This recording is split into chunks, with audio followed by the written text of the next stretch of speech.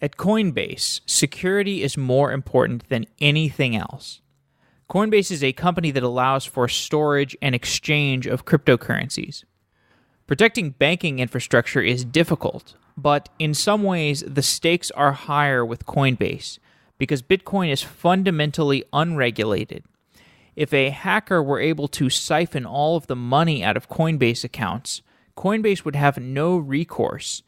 This means that it's a much more sensitive problem than the regulated banking system, where transactions can often be reversed if somebody hacks in. Phillip Martin is the director of security at Coinbase. He joins the show today to explain why his love of complex and high-stakes security challenges brought him to Coinbase.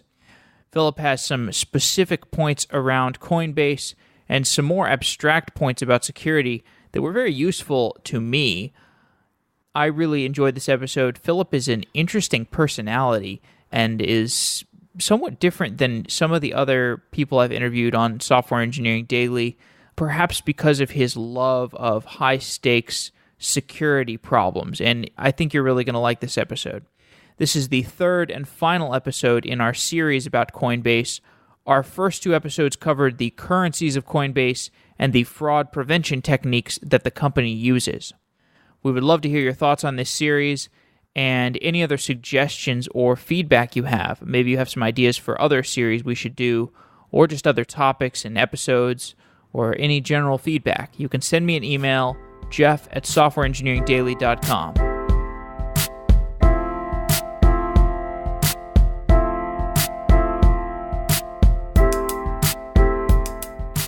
Spring is a season of growth and change. Have you been thinking you'd be happier at a new job? If you're dreaming about a new job and have been waiting for the right time to make a move, go to hired.com/sedaily today. Hired makes finding work enjoyable. Hired uses an algorithmic job matching tool in combination with a talent advocate who will walk you through the process of finding a better job. Maybe you want more flexible hours, or more money, or remote work. Maybe you want to work at Zillow, or Squarespace, or Postmates, or some of the other top technology companies that are desperately looking for engineers on Hired. You and your skills are in high demand. You listen to a software engineering podcast in your spare time, so you're clearly passionate about technology. Check out hired.com/sedaily to get a special offer for Software Engineering Daily listeners. A $600 signing bonus from Hired when you find that great job that gives you the respect and the salary that you deserve as a talented engineer. I love Hired because it puts you in charge. Go to hired.com/sedaily, and thanks to Hired for being a continued long-running sponsor of Software Engineering Daily.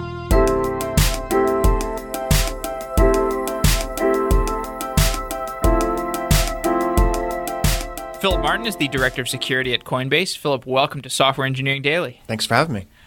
Let's walk through Coinbase's infrastructure by talking through some basic use cases. So when a new user logs on and buys Bitcoin, what happens? Quite a bit, actually. So when that new user logs on, of course, they're going through the standard username password check, as you get with any site. At that point, they do go through two-factor authentication, depending on how they have it configured. At that point, we start to diverge a little bit from what you see at every single site on the internet. We actually go into a system we call device verification that ensures that the device connecting to your account was the device you've used before, or if it's not, we shunt you into an email-based approval workflow. We say, hey, this is a new device, go to your email, click a link, you do that, and then it logs you in from there.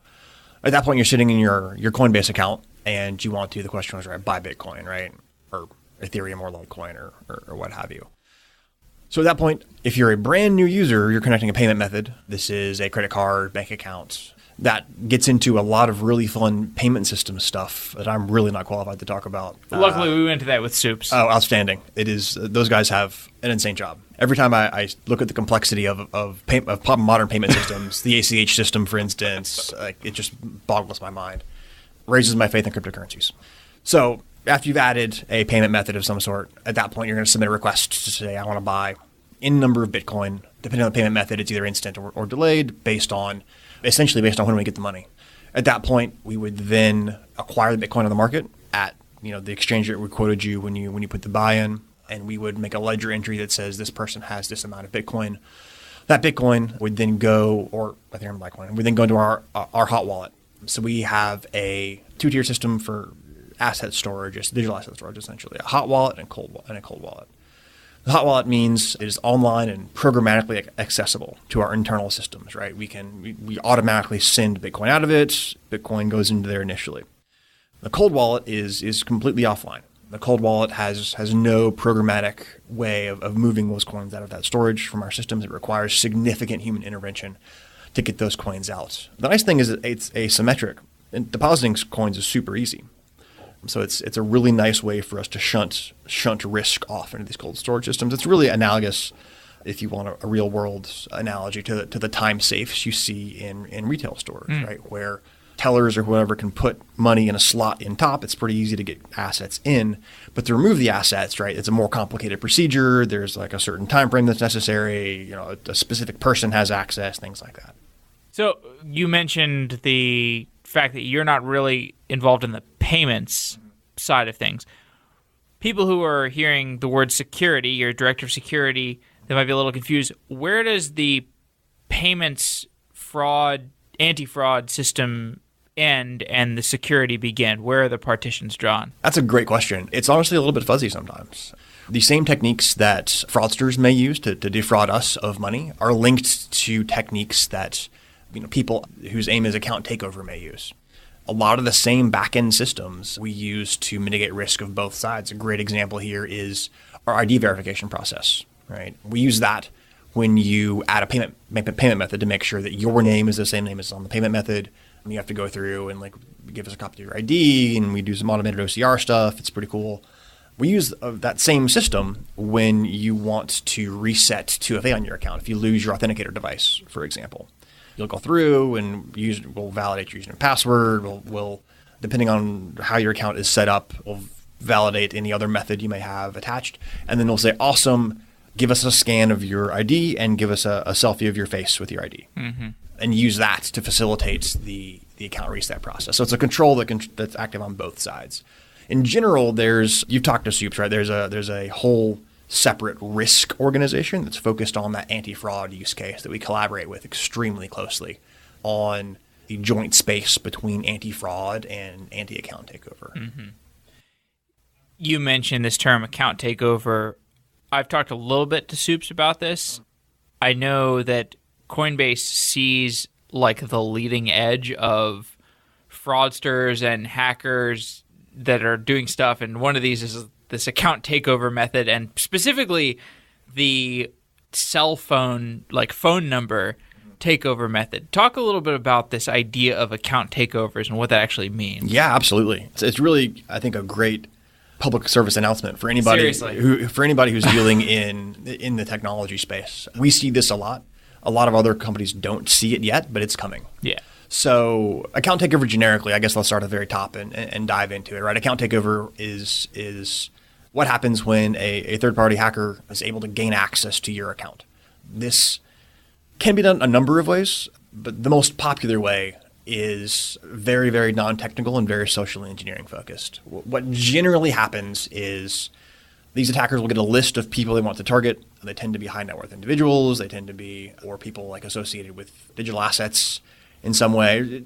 In general, these attackers say, okay, that guy's likely to have a lot of money. They then go troll public password dumps, using likely combinations of that person's name to figure out maybe this email is them, as well as, depending on exactly what sites their target are, they may also troll PII dumps, right? So they get things like your birthday and your mother's maiden name, things like that, things that help them impersonate you. At that point, they will start pivoting into your online life. So frequently the first step is a call to your phone provider, your Verizon, your AT&T, whoever, where they'll pretend to be you. Mm-hmm. They'll use some of this PII that they acquired to do that. Most commonly, the last 4 of your social security number is the default PIN on these accounts. So they'll call in, they'll say, hey, this is my phone number. I'm Bob Smith. Here's my last 4. And I want to move my phone from AT&T to Sprint. And AT&T is actually by law obligated to honor that request. There were a bunch of laws around phone number portability passed in the 90s or so. They have essentially no choice in the matter once the request comes in. They'll go ahead and move it to Sprint, to the account number that the attacker specifies. And the first you'll know of this attack is a couple days after that request is made, when the port completes and your phone is no longer on the network of your provider. That's sort of the first indication most people have of this attack happening. So suddenly your phone can no longer make calls, send texts, receive texts, anything else. Chilling. Yes. At that point, the attacker, normally that's most of what the attacker needs right there, right? So a lot of account reset processes for other sites, like a great example here is Twitter, rely basically solely on phone number to authenticate account resets. So you go in, you say, hey, my account, this is my email. It says, okay, I was going to send you a text, change password, good to go. The attacker's now in those accounts. And they lever their way towards email access. That tends to be the center of most users' lives, both in terms of information that the attacker can get access to, as well as hooks into other services.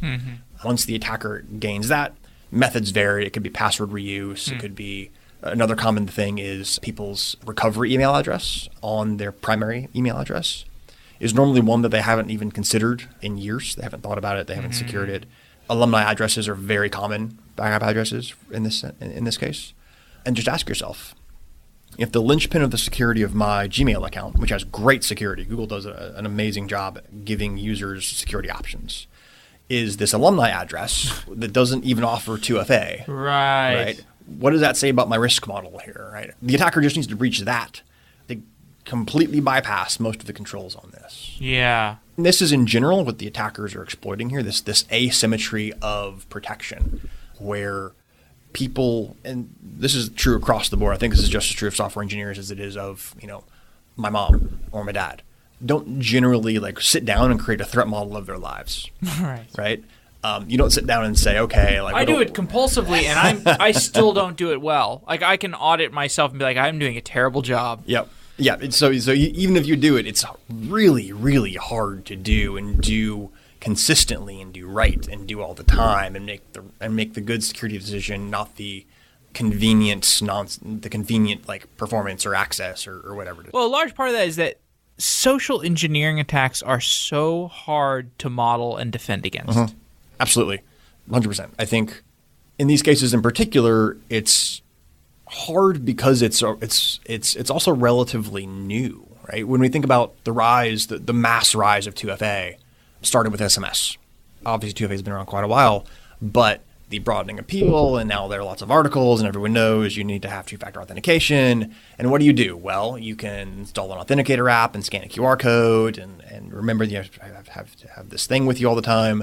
You can buy a YubiKey, but then you have to figure out how to do that, and it doesn't work great with your iPhone.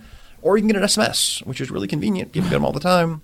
The asymmetry there to me that's really interesting is suddenly SMS, the service that was never designed to be a secure transport for messages, is now has to be. It was just never designed to fit that use case. If you were sitting down in the original design meeting for SMS, I doubt anyone ever said the word message security really in this context, right? This is an interesting pivot into software security design, right? Around this is not an uncommon case. This happens all the time. So you sit down at the beginning of a software project with somebody and say, okay, what are you doing here? We're doing this. Okay, here's the threat model. Here are the countermeasures. Here's how we think about this. Awesome. And a year later, you come back and they're they've completely pivoted. They're way over here, and the threat model no longer applies. Right. So it's really interesting. So you're the director of security at Coinbase, which is a company that puts security before basically everything else. Yep. What are some ways that security permeates the organization in ways that a less security-focused organization might not be permeated? I'll give you a fun example. So a peer company of ours in this space, Shapeshift, experienced a breach, and they're very public about it, and they had a great incident response report write-up. One of the key vectors in that breach was that the attacker, in this case an insider, was able to gain access to other employees' computers, plant backdoors, steal SSH keys, that kind of thing. When that came out, we're like, that's really interesting. How do we disincentivize that kind of behavior here? So we built a small Slack plugin we call Pwnboard. The problem here is, okay, so say you walk up to your buddy's unlocked computer at work. You want to do something to remind him to be secure, because we all want to be secure, right? So you could change his background or whatever, but that doesn't really do it for you. So instead, you open up a Slack, you type a quick / command, /pwned, and then the name and then your username. He gets a nice message on his screen saying he's been pwned. And there's a leaderboard where we keep track of this globally. You can see who's been pwned, who's doing the most pwning. We're doing an awards thing at the end of every month, like who's gotten the most pwns across the board to encourage this kind of awareness around the risk of unlocked computers. It's been smashingly successful. The incidence of unlocked computers has gone down drastically. We've had multiple people say that they're now like super paranoid about, did they lock their computer? They're not sure. They're going to walk back and they're going to check. Because, they don't want to lose the game. Yeah. Right. A lot of companies, I think that wouldn't be taken nearly as seriously as is taken here. Right. When we rolled it out, we did a whole push around why we're doing it and the shapeshift breach. Sure. And like the underlying point we're trying to make that I think was very, very well received. And so from an engineering perspective, let's say I'm an engineer and I'm going to push my code to Codebase, to the Codebase on Coinbase. Are there additional security precautions where like I have to get, because I've worked at companies where it's like, okay, you got to get sign off from 2 other people on your team before the code makes it to production. But is there also like a security engineer that has to take a look at it for Coinbase? So not all the time. So we hook into the software development lifecycle in a few different places. One is up front in the design review. So as someone from security participates in every design review that goes on, sits down with the team in question, walks through a threat modeling exercise, and sort of codifies like, hey, we're going to ask you to make these changes to the design, and here's why, and here's sort of how we think about the overall threat ecosystem of this service. Cool. Every time the engineers go away, they write code.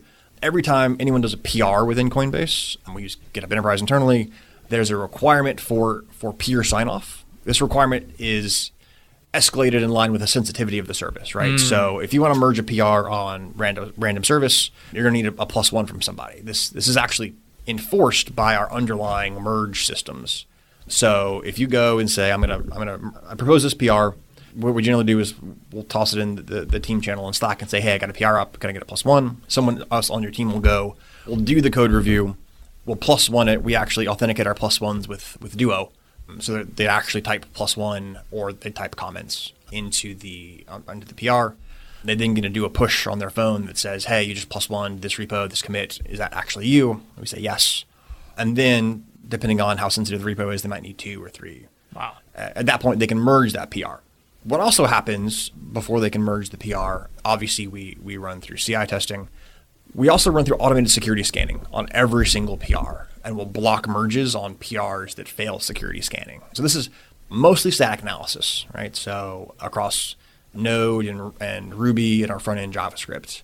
But it's also package dependency analysis, what are the status of the deps in this PR? Is everything up to date? And we also have just released internally a sort of a package credibility scoring system where we say, okay, hey, you included this package. There aren't any CVEs, like there are no known vulns in this, but it doesn't, it's, the last commit was 18 months ago. It has a dozen open issues in GitHub. It's not necessarily a credible package for you to include, right? We're not going to block a deploy because of this. It'll just show up as a warning. Yeah. But it'll say like, hey, you might want to rethink this package because this is like high likelihood for either some sort of package takeover attack where they can then target the users of that package, or being so unmaintained that security vulns sort of creep in the entropy over time.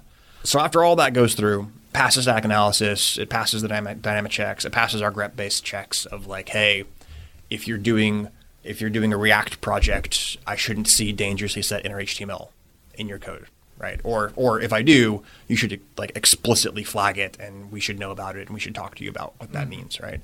Passes all that, gets a nice green circle in GitHub, and then you can merge the commit in. So that happens every single PR. As the service is nearing completion, we'll re-engage and depending on the criticality and where the service is going and what kind of data and things it's touching, we'll re-engage and do both a review of the threat model, make sure that like we were talking about before, the thing that they built is actually the thing that they were going to build originally, and the threat model still applies, and all the same like controls were put in place, and they were put in place in a way we agree with, and then potentially do like a deep dive pen test on that service, depending on the criticality and where it's going.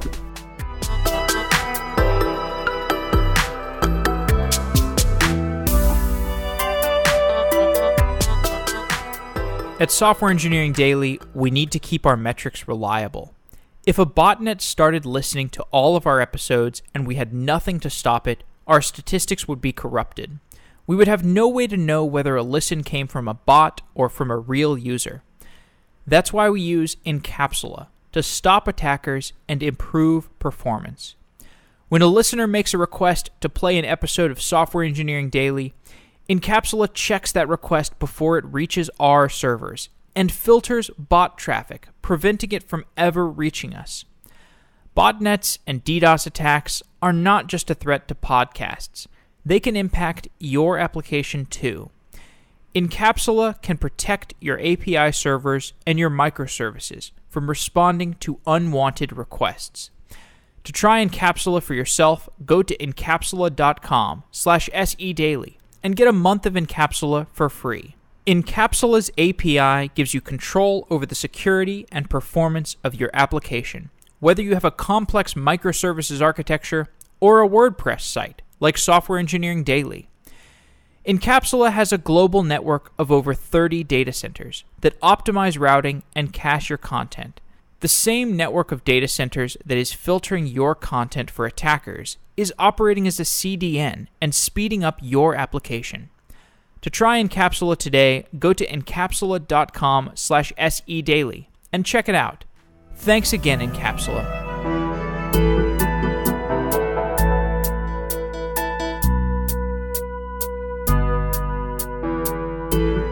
Now, I know you weren't at Coinbase since the beginning, but it's not long since Coinbase has been a just brand new startup. And brand new startups don't have that level of security that you just described. Do you have any idea what was the roadmap to getting to that level of security? I mean, there must have been a lot of initiative on the part of the upper management to get those kinds of programs in place. I mean, I think it's what really sets us apart in that sense is sloppy cryptocurrency companies don't survive. They sure don't. Right. You can see this as a guy named Ryan McGeehan keeps a thing called the cryptocurrency graveyard. It's a GitHub thing of his where he keeps a record and he goes into reasons why of every single company a cryptocurrency company that's had a breach. It's a great project, very educational. But sloppy cryptocurrency companies die. So I think what you're seeing is the pressure of any small company, right? Suddenly in the cryptocurrency space, you're holding $1 million, $10 million, $100 million. You see the attackers coming at you time and time again, and you either sort of rise to that occasion like Coinbase did, like the early engineers did, or you fall. It's a crucible, man. And the upper management realized that early on, I guess. Oh, yes, absolutely. It's been central to Coinbase's ethos since the beginning. Our number one engineering priority, literally, if we stack rank them, number one, don't get hacked. So I meant to ask you this earlier when we were talking about social engineering because this is such a difficult area to defend against. Do you feel like, this is a question more about the broader software engineering landscape, do you feel like social engineering attacks are increasing in sophistication faster than we can defend against them? I don't know that they're increasing in sophistication. I think they're changing in targets. They're going after different fundamental pieces of infrastructure. But the same fundamental attacker that's calling into Verizon and pretexting that they're you and they have this information is the same technique that social engineers have been using since the dawn of time to pretext into customer support to get information or what have you. I think the big difference that we see is the potential payday for attackers continues to go up, either in terms of raw value or in terms of the value of the PII stolen or the value of whatever they're after, as more and more of our lives are available online. It's much easier for the attacker to convert that stuff to money, whether it be PII or credit cards or Bitcoin. PII being personally identifiable information. Absolutely. For people who don't know. And so I think that is a huge draw to the style of attacker. I read an article about some of the principles of security at Coinbase. So I guess I want to talk about some of those. One security principle that you pay a lot of attention to is layered security. Explain what layered security is and describe some of the layers at Coinbase. Yeah. I like to explain this in the context of a Mike Tyson quote. So Mike Tyson quote is, everyone has a plan till they get punched in the face, right? Layered security means start planning after you get punched in the face. Assume that you're going to lose the first battle and build in the redundancies and the controls and the layers of security that allow you to lose that first battle and still win the war. So I also like to talk about this in terms of, there aren't that many companies where it's profitable to throw a 0-day at them, at least like a major 0-day. A 0-day being a brand new exploit that's never been used anywhere before, right?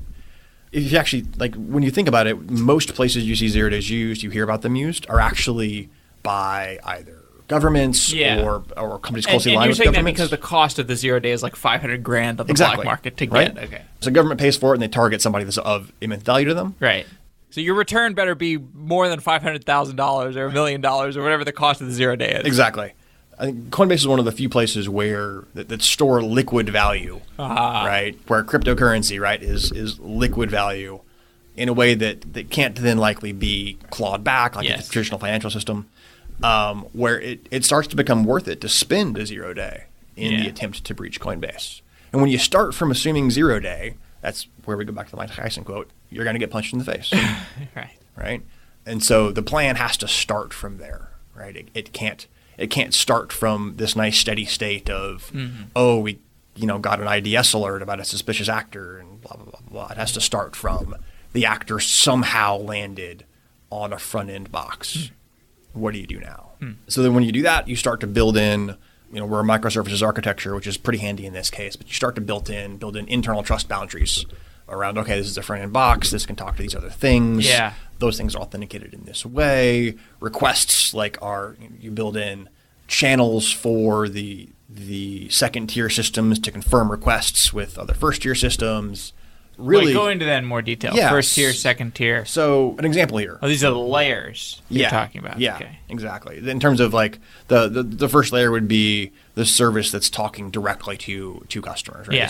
The thing that you visit when you visit Coinbase.com. Internal layers might be the service that handles internal accounting or Bitcoin wallet management or risky transaction analysis or whatever, right? All services that front-end service needs to talk to, but not something that needs to talk to customers directly. And so probably not the place an attacker lands. An attacker will probably land on a front-end system. Again, if we assume 0-day in that way. It's ignoring all of the other potential avenues for compromise.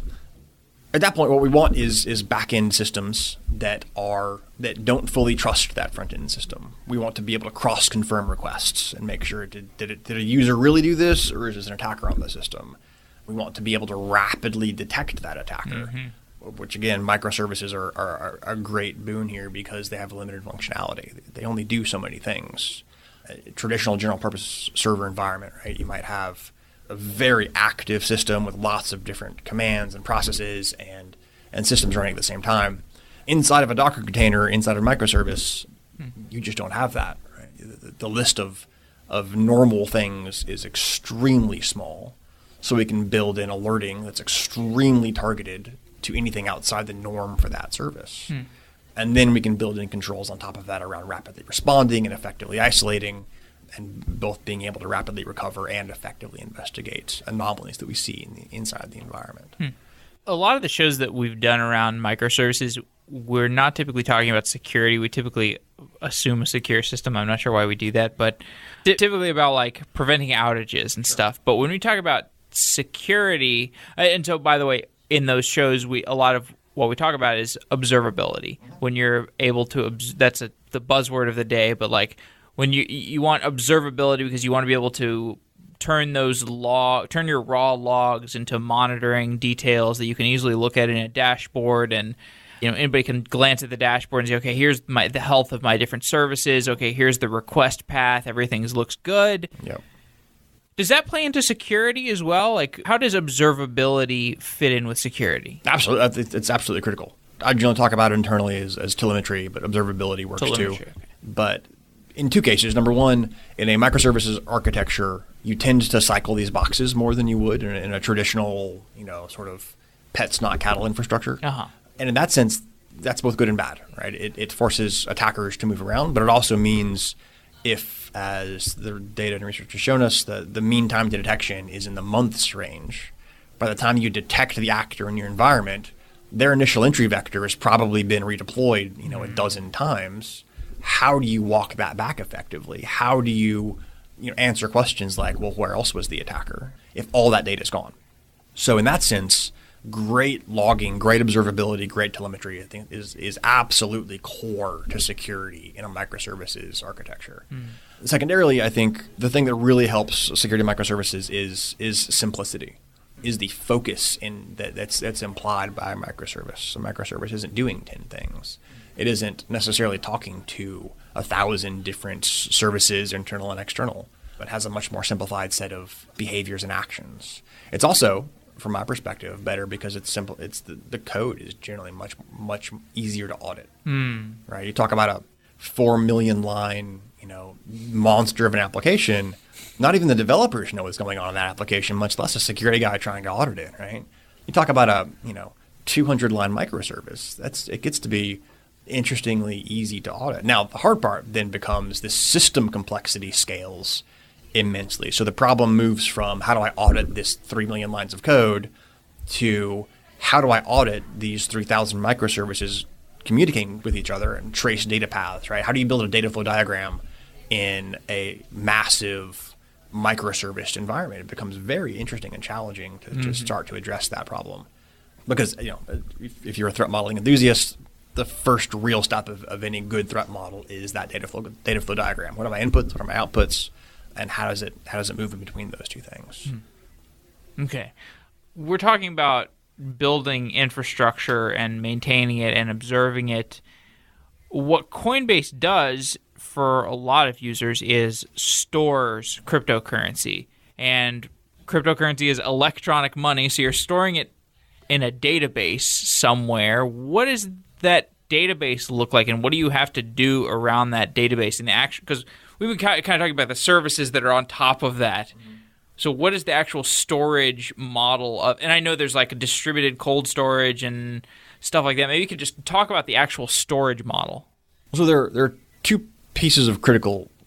There's a lot more than that. But when you talk about like actual cryptocurrency, there's two pieces of information that's critical. One is the ledger, right? The balances, who has what money, and the other are the keys themselves. How do we safely interact both with the hot and cold keys that we use to actually store the currency, or in our case, actually sign the transactions, right? The accounts ledger is relatively straightforward, right? It's essentially a really big database table. We have lots of controls around who can access that and how they can access that and from where they can access that. We have independent auditing on the accesses that occur in that, and we make sure that like hey, this balance changed from here to here. There's a separate service looking at that saying, well, like, does that make sense? Did we see that request come in separately? Like, is this all kosher? The much more complex undertaking is around key storage, especially for the hot wallet, right? The hot wallet is we have n number of million keys, every address that's ever been used to receive Bitcoin into Coinbase. We have the key for that address in the hot wallet. And the challenge is we have to be able to programmatically interact with these keys on a regular basis, right, to facilitate transactions in and out of Coinbase. But at the same time, we don't want an attacker to be able to effectively and easily interact with that if they've landed in our ecosystem. It's a challenge that not many other places need to tackle. I think key management on this scale is a pretty rare thing to try to do. And it's a really interesting challenge. Okay. Well, can you talk more about like what that's been like, evaluating that challenge and getting more sophisticated at it? Sure. I think like any other big sort of engineering challenge, it's an incremental approach. Coinbase started 4 or 5 years ago now, and I'm sure the hot wallet design then was nothing like it is today, right? We think about this challenge in terms of, again, that perspective that an attacker's in the system, an attacker's sitting on one of my servers somewhere, interacting with our service, trying to learn more about it, trying to like make it do things that I don't want it to do. How do we make that hard for them, and how do we force them to do it in a place that we can see it, right? So a fundamental aspect of our approach to key security is that an attacker shouldn't be able to extract those keys. In order to interact with our keys, an attacker should have to stay in our infrastructure the entire time. It gives me more chance to detect him. Yeah. It means that he can't just take it and run and like send transactions later. It's a pretty important like core design piece there. So we segment out key storage into a service we call Knox. It's unimaginatively named, I know.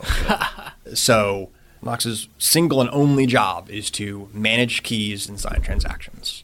So as you send a Bitcoin transaction on Coinbase.com and you type in the address and whatnot, that percolates through the system. It makes changes in the accounting table. It talks to our Bitcoin wallet service. It generates a transaction. And then that goes to this very isolated system, Knox, to actually be signed. And until that point, it's all so much, just numbers and logs. It doesn't actually matter. That transaction isn't good for anything. As it comes out of Knox, that's money at that point, as soon as it exits Knox. So we isolate Knox as much as possible. It is, I think, last I checked, is literally something like 300 lines of code, extremely easy to audit, very straightforward and simple. Very locked down in terms of who has access to it, who can interact with it. I guess this is an interesting one. Intentionally fragile, in a way that, so if you're an attacker, you breach a system. You're looking around. You say, okay, what I want to do is I want to do thing X. You're going to try to figure out how to interact with a service that does thing X. And while you're doing it, you're going to make some mistakes. You're going to get a parameter wrong. You're going to get some things out of order, right? You're going to send a request to the wrong API endpoint as you're exploring functionality. Knox is written to issue 500s at the drop of a hat and throw PagerDuties when that happens. Intentionally fragile. If you do it even a little bit, because a human shouldn't be talking to Knox, right? Fascinating. Programs are talking to Knox. Programs are not inconsistent. Programs are do it the same way every time in general. So if something's wrong, it's probably because either someone messed up their code and they're interacting with Knox incorrectly, or a human's trying to interact with Knox and is making understandable mistakes because they don't know it. They don't know the system the way we do. Interesting.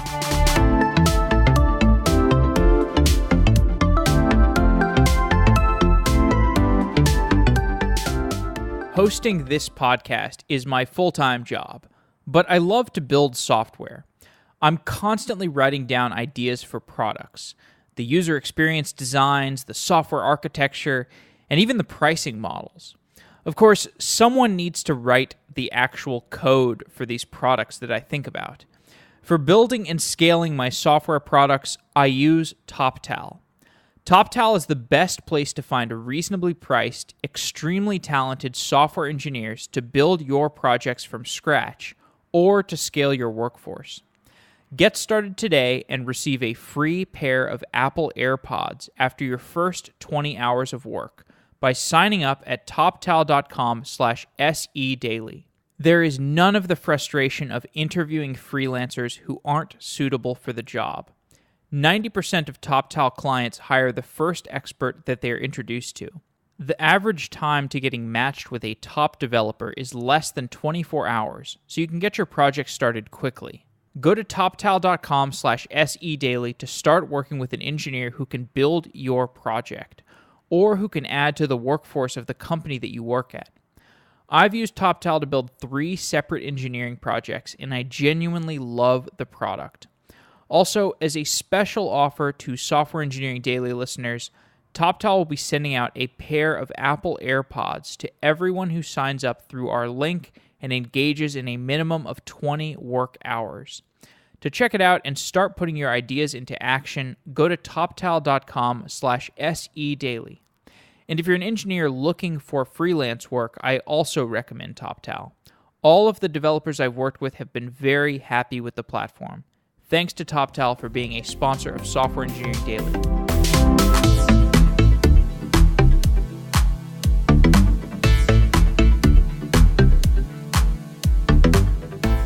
Okay, zooming out, you have worked on some pretty high sensitivity companies, Palantir, Amazon. You did counterintelligence for the Army, and now you work at Coinbase. What are the commonalities? Motivated attackers. I really enjoy being at an organization that has something to protect that attackers also want to get at and are willing to expend efforts to get it. I think it's just a much more engaging place to be for a security person. Some other commonalities, I think, they're all. Wait, sorry, so you like that because of the stakes, or because it's just like gets your blood going in the morning? Like, I like it because of the challenge. So I guess analogies are great. So like the analogy is, to maybe a more traditional software development context. Do you want to write a service to do the same thing that 10 other services have done before you, slightly tweaked? Of course not. In a different way? No, you want to tackle a challenge that's never been done. Right. You want to tackle something that has no or very limited prior art because it's exciting, it's interesting. You get to break new ground, you get to see new things, gain new experiences. I think it's very, very similar for me in security. The motivating thing for me is that there's someone else on the other side of this equation in security.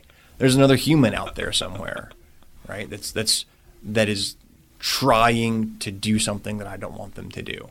That human is motivated and they're creative. They're trying new things. They're evolving. As I throw countermeasures at them, they don't like go away and go home and cry. They say, okay, well that sucks. Let's try something new, right? The only way to model adversaries, in my opinion, is just as smart and as motivated as you are, if not more so. And that to me is really cool. Is it a game? Does it feel like a game? Absolutely not. Okay.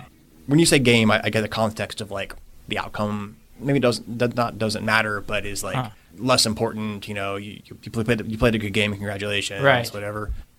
I take it much more seriously than that. Got it. Interesting. So, was there anything, unique about the Army? Because that's very interesting. I haven't done any interviews with people who are in military. What was unique about that? So I think that's actually where I originally got that sense of the seriousness of mission. That desire to be someplace where I perceive the thing I'm doing really, really matters. It matters for the company. It matters in terms of like significant outcomes. You get a lot of that in the military, right? And to find that outside of the military, I think has been sort of my search ever since. Interesting. Okay. Yeah. Because I know, I listen to some podcasts with military people, and I've read some books recently about military stuff, and like, I don't know if this is what you were working on, but like communications in the field, for example, is just like so complicated, and it's Absolutely. like totally unlike almost anything in like Silicon Valley software engineering. I mean, it's the amount of friction introduced by trying to do something in a war zone is, I think, it's hard to overestimate how hard that is. Yeah. Just, I mean, from the simplest thing, like, obviously limited electricity, or maybe like more apropos, inconsistent voltages, right? You plug your laptop into that and you're going to fry it eventually. It's just the amount of things that would never occur in day-to-day life in the U.S. that occur in that environment makes doing even the most simple jobs extremely, extremely complicated. So that raised the bar pretty high for the companies you would be willing to work for after that. Yeah, I mean, I don't think they're directly like you can't make a one-to-one comparison, right, of the military to the civilian world. They're apples and moon rocks. But what I took away from it, and everyone takes away something different, right? But what I took away from it was that connection to the outcome, to the mission, that ability to get really engaged in what's going on, and if it's an important enough problem, be able to attack it with the resources it deserves, right? As opposed to like, hey, that's a problem. I guess it kind of matters. Let's try some stuff, right? But like, we're not going to go crazy. We're a photo sharing app. Who cares? We'll time box this at 2 weeks, right? And like then move on. if it's 3/4 finished, whatever, right? That's just not motivating to me. Yeah. So the last interview I did was with Linda and Jordan about just like kind of the direction Coinbase is going in, kind of the Coinbase product and different currencies. And we talked some about the fact that there's Coinbase and there's also this exchange. Do you work on the security for the exchange as well? Yeah. Okay. Is there anything significantly different than what we've been talking about that for the exchange? No, the backend systems are very, very, in fact, in some cases they're the same systems. So there's not a real difference to us across the two. I think there's some like security UI differences because our prototypical users are different. So we want to present security to them in different ways. But yeah, they're not core backend differences. Do you feel like, does the security issues that you have to deal with change as volume scales up, or do you feel like trading volume or purchase volume, or do you feel like that the techniques that you have in place security-wise are scalable? They're very scalable. I think the issues we deal with in terms of volume is around operational management of, for example, the percentage of funds we have hot versus cold, right? We don't want to introduce transaction delays because we misjudged how much needs to be online at a given time. As volume scales, it becomes more unpredictable. That's the major thing I would point to that has changed with volume. Mm-hmm. To close off, just a quick discussion of some incident response. You wrote about the Cloudbleed bug. We did a show about Cloudbleed, and this was, for those who don't know, this Cloudflare, there was a bug where it was spouting data everywhere, and people who are curious about that can go back to that episode. But you audited kind of what did this affect Coinbase? What was that auditing process like? And just as an example of incident response, how does that exemplify how you look at things in Coinbase? So was an interesting one because it was almost entirely out of our control, right? This was an incident response where we had to work very, very closely with Cloudflare in figuring out what's the impact, what's the scope. Cloudflare did really an outstanding job working with us in both being very transparent. They did this in their public report too, about what happened, what the impact was, what the potential for impact was, as well as they had a team running 24/7 around searching the internet and working directly with the major search engines and archival organizations to remove content that was potentially an artifact of Cloudbleed, and then directly disclosing to us when they found something that may be Coinbase related. We obviously did our own due diligence in searching, and what honestly we found was that Cloudflare was doing this at an insane rate. Every time we found something that might have been Cloudflare related, by the time we came back, it was purged or gone. Wow. Or they were really hustling on this, and I give them a huge amount of credit for that. But because, and this is a really interesting sort of case study, right? When in a complete third-party breach, right, where we don't have necessarily audit logs from them, we don't have controls. There's no amount of there's a limited amount of lockdown we can do, right? So as soon as we understood the bug, we were of course engaged with Cloudflare and hey, let's work together to search for this stuff. We also proactively rolled every session that might have been impacted in the time window they specified. So the nature of the bug was that the most likely stuff that was damaging that would have leaked were going to be things like cookies or others like similar tokens, right? So we looked at that and said, okay, let's roll every session. Let's go take a look at API key usage logs and notify potentially impacted customers there of you used your API key in this time frame. It may or may not have been compromised. We suggest you roll it. Mm-hmm. We didn't want to. Proactively rolling sessions is easy, right? A user just gets logged out, they get logged back in, good to go. Proactively deleting API keys could, in some cases, imperil businesses. Mm. So we didn't want to get as aggressive with that as with the sessions. This sort of walks back to a risk-adjusted incident response process, right? We could have gone, full bore, invalidated every single API key, invalidated every session, forced a full user-based password reset. But based on the specific incident in question, we wanted to do the thing that was both safe and least intrusive to our users while giving them the option to ramp up their response if they felt it was justified based on their risk profile. So that's why we rolled sessions, low impact to users. We notified potentially impacted API customers, and we did the public blog post to help get the word out to users. Yeah.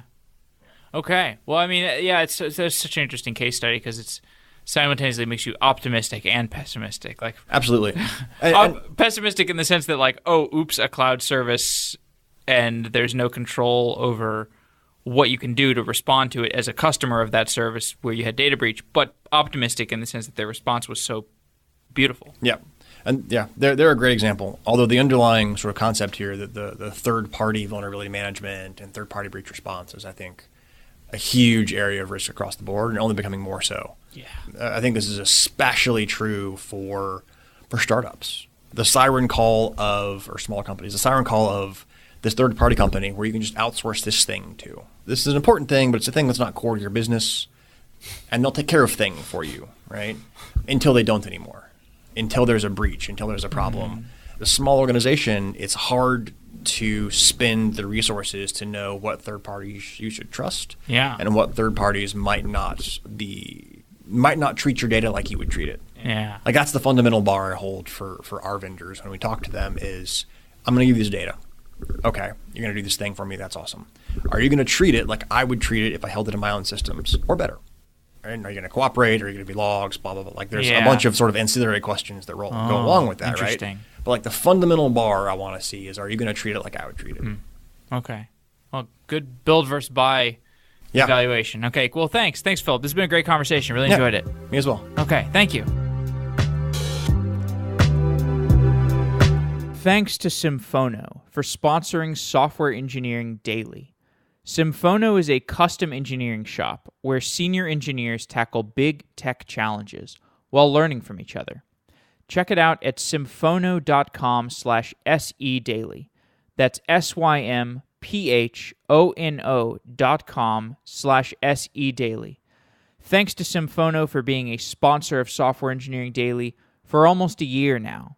Your continued support allows us to deliver content to the listeners on a regular basis. Wow.